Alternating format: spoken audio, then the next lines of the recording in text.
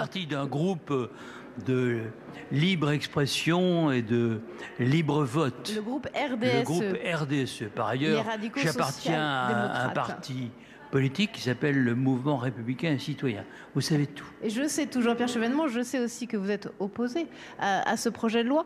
En fonction de quels arguments, quelles sont vos motivations de vote? Écoutez, je viens d'entendre Jean-Pierre Michel. C'est avec Jean-Pierre Michel et un autre député, Georges Sarr, qu'en 1992, j'avais déposé une proposition de loi qui tendait à créer quelque chose qui s'est appelé le PACS. Ça s'appelait à l'époque le contrat d'union civile. Donc, j'étais partisan de donner aux homosexuels la possibilité d'exercer un certain nombre de droits. Maintenant, nous changeons complètement de registre.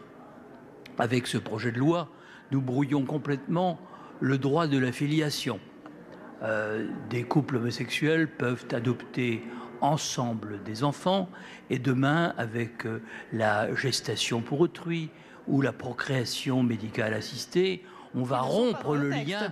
Non, ils ne sont pas dans le texte, mais vous savez très bien que c'est une hypocrisie, qu'en réalité tout cela va ensemble petit à petit, quels que soient les hommes politiques. Il y a une pression d'un certain nombre de groupes qui font que ça adviendra. De toute façon, on vous explique aujourd'hui qu'il suffit d'aller en Belgique ou en Espagne, donc ce n'est pas le problème.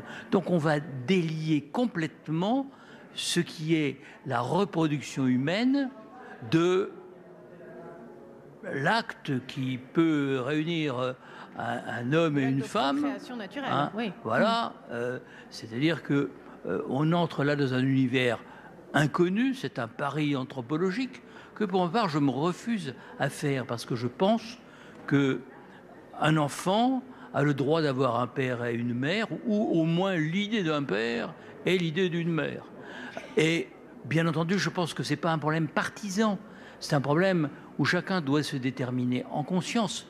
Malheureusement, je constate que ce débat est excessivement politisé.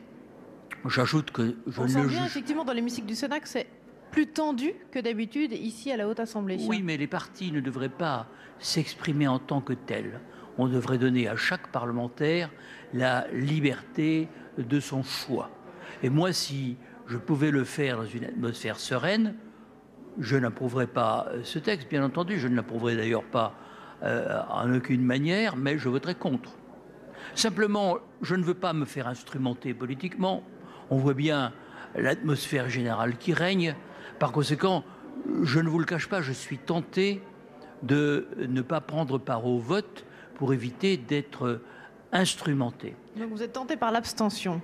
Non, je distingue de l'abstention qui témoigne d'une hésitation. Moi, je n'hésite pas au fond de moi-même.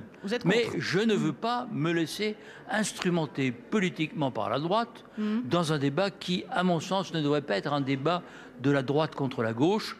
Pour moi, ce sont des repères fondamentaux qu'il faut maintenir face à la déferlante de l'hyper-individualisme libéral.